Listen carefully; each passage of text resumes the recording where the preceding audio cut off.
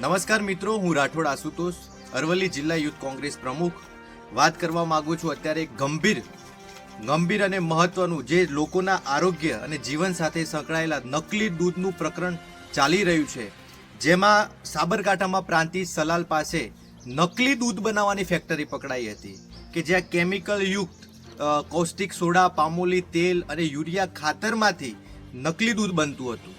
અને ત્યારે આપના નેતા દ્વારા એક ટેન્કર પણ પકડવામાં આવ્યું હતું કે જે ટેન્કર દૂધ ભરીને બાયડ બાજુની 3 થી 4 મંડળીઓમાં ખાલી કરવા જઈ રહ્યું હતું.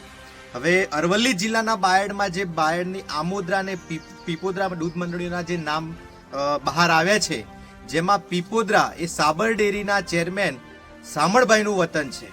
એટલે મિત્રો વિચારો કે સાબર ડેરીમાં મોટા ભાગના ડિરેક્ટરો ભાજપના મેન્ડેટના છે, ભાજપની સત્તા છે, ભાજપની સરકાર છે, અને આ ભાજપ શાસિત સાબર ડેરીમાં આટલું મોટું રેકેટ ચાલી રહ્યું હોય અને એ સત્તાધીશોની બહાર જાણ બહાર ચાલતું હોય એ માન્યામાં જ ના આવે. આ સરકારની નૈતિક જવાબદારી બને છે કે આ નકલી દૂધ પ્રકરણ બાબતે તાત્કાલિક SIT કમિટી બનાવવામાં આવે અને તપાસ કરવામાં આવે. આ લોકોના આરોગ્ય સાથે ચેડા છે.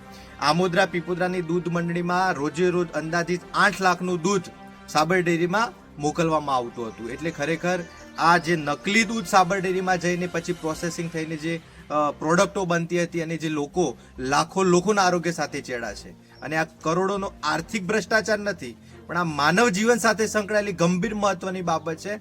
અને આ ભાજપની સરકાર બાબતે માટે શરમજનક બાબત છે કે જો એમને આ કૌભાંડોમાં લોકોના જીવના જોખમની પણ પડી નથી. એટલે લોકોને વિનંતી છે કે હવે હદ થઈ. નકલી કચેરી પકડાઈ, નકલી અધિકારીઓ પકડાયા, નકલી કોર્ટ પકડાઈ, નકલી ટોલનાકું પકડાયું, બધું જ નકલી. એક વસ્તુ છે અસલી, એ છે આવનારી ચૂંટણી.